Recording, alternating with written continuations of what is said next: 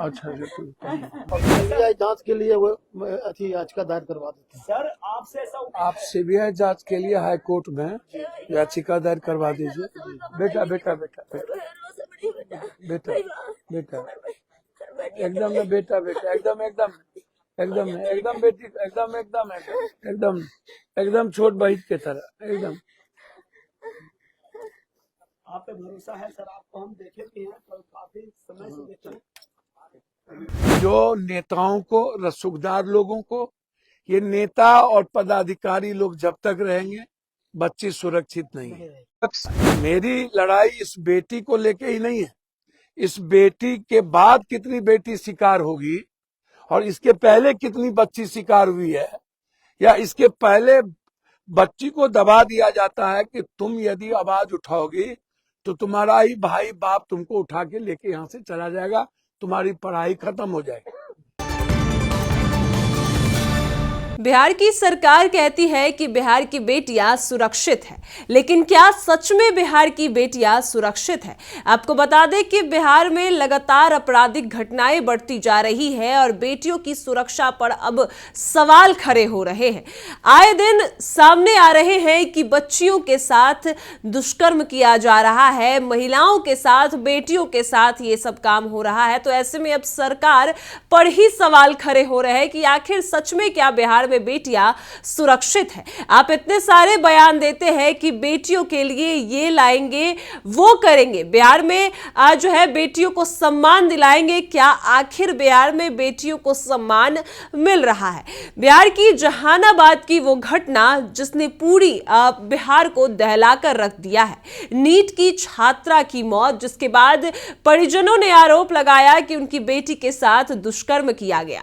लेकिन वही पुलिस का बयान सामने आया जिसमें जांच के दौरान पाया गया कि उस छात्रा ने मोबाइल में कुछ सर्च कर रखा था और ऐसे में नींद की गोली के ओवरडोज से उसकी मौत हुई। अभी कार्रवाई की जा रही है, लेकिन जहानाबाद की छात्रा ने नीट की तैयारी कर रही थी और उसके साथ जो है दुष्कर्म किया गया, ऐसा पिता का आरोप है।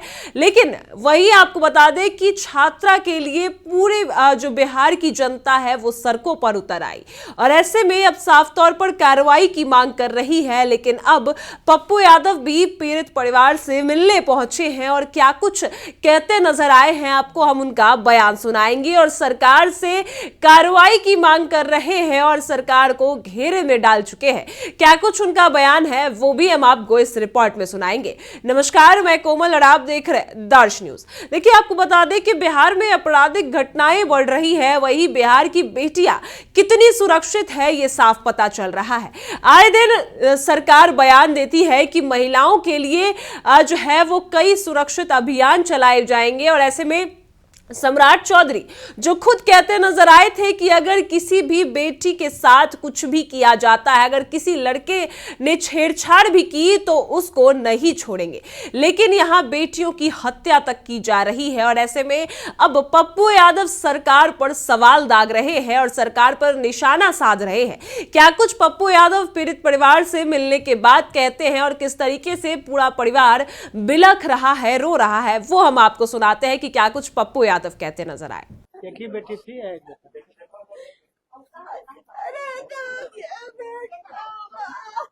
ही बेटी।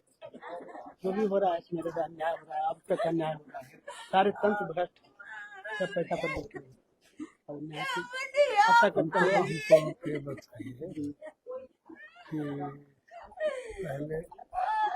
किया हमारी क्या किया जाए सर? आईओ कॉल आया था, वो बोल रही है कि हमको चेंज करवाइए सर, हम आप लोग से रिक्वेस्ट करें हमको चेंज करवा दीजिए। चेंज करा दीजिए, आइयो चेंज करवा दे अनुसंधान से। हाँ, अनुसंधान से हमको बहुत प्रेशर हमको पुकारी दिया जा रहा है। कहाँ से? विक्रम के बारे में बोल रही थी। कहाँ बोले कि क्या गाली बोल रहा है से हम अब लाइफ पे हैं, आप हम क्या बात किए हैं? वो पूछ रही है कितने बजे चली, टाइम बता दिया गया, कौन सा ट्रेन से चली, टाइम बता दिया गया। बोला मैडम आप स्टेशन पर फोटो देखे तो देख लिया, वो लड़की आई है, सुरक्षित आई है, रूम में गई है। तो बोला रूम का देख लीजिए, हाँ वहाँ का भी देख लिया। तो आप अब क्या पूछना चाह रहे हैं? ये बात कि आप बताइए ना, हम क्या करें? वो बोल रहे हैं हम बोले हम बताना, हम क्या बताएं?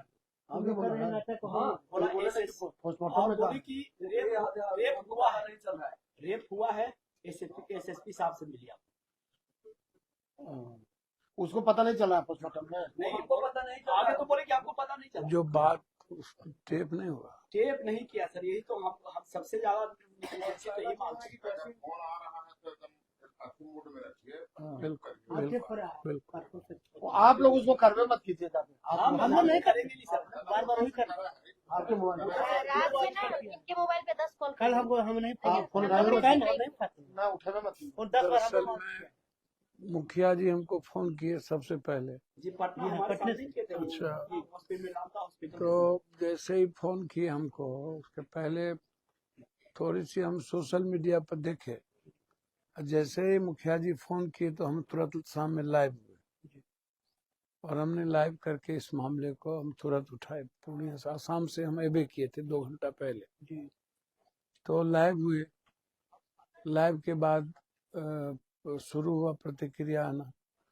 उसके बाद दूसरे दिन मधेपुरा गए, वहाँ हम प्रेस कॉन्फ्रेंस किए इसी इशू पर कि कैसे।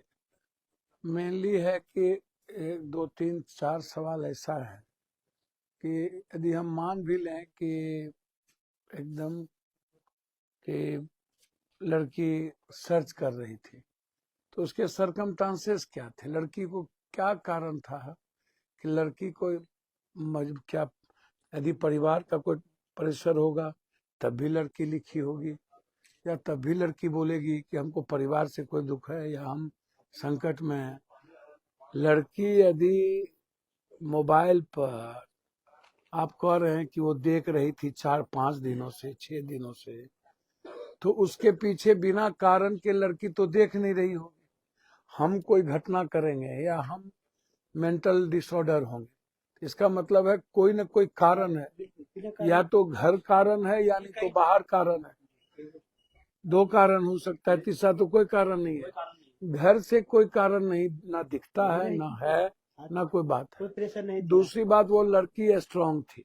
बिल्कुल जी। हम पूरे तरीके से जो हमको जानकारी मिली, हम वहां से भी पूछे, तो वो लड़की ना तो किसी से बात करती थी ना कुछ करता था। एक दूसरी चीज, लड़की यदि नशा की टेबलेट खाई तो कब आया, कब खाई, हाँ कब खाई, वो हम उस मैटर को उठाए। अच्छा, जो हॉस्टल मालिक है वो आज से कुछ दिन पहले, कई साल पहले, एक साधारण सा भाड़ा वाले घर में रहता था, उसके ठीक सामने, और आज 23-24 हॉस्टल है उसके पास। कहाँ से आ गया? कई बार हम कंकर बाग या वो जो रोड है बोरिंग रोड के हॉस्टल, ये मुद्दा हम कई बार ये बात उठाया कि रात में 11-12 बजे मर्सिडीज गाड़ी, स्कॉर्पियो, फॉर्चूनर, ये क्यों हॉस्टल के आगे जाके लगता है, क्या कारण है ये हम उठते हैं। ये क्या कारण है? हमने कई बार ये बात उठाई। अब यदि माननीय एसपी साहब यह सरकमस्टांसेस देते हैं और यह बात बोलते हैं कि प्रेमा फेसी पहले ही नजर में जो सर्च किया तो ऐसा किया, डिप्रेस थी, तो लड़की क्यों डिप्रेस में गई? और आप डॉक्टर नहीं है, और आप हमको एक बात बताइए कि अभी डॉक्टर का कोई रिपोर्ट नहीं आया, हाँ ना कोई चीजें आई। दूसरी बात, परिजन ने भी वीडियो बनाया, आपने भी वीडियो बनाई पोस्टमार्टम का। एक मासूम बच्ची के शरीर पर या जगह जगह जो दाग है या जो चिन्ह दिया गया, चोट है, तो क्या वो डिप्रेस में चोट लगा ली या खुद मार ली?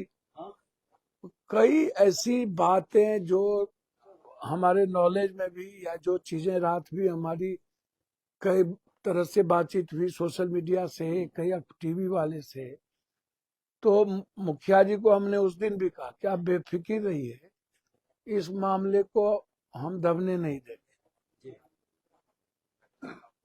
कल रात में हम खबर दिया, हमारा नहीं है सर, ये नहीं, मैं आपको बता रहा हूँ पटना के हॉस्टल में सेक्स रैकेट का धंधा चलता है जी कंफर्म है।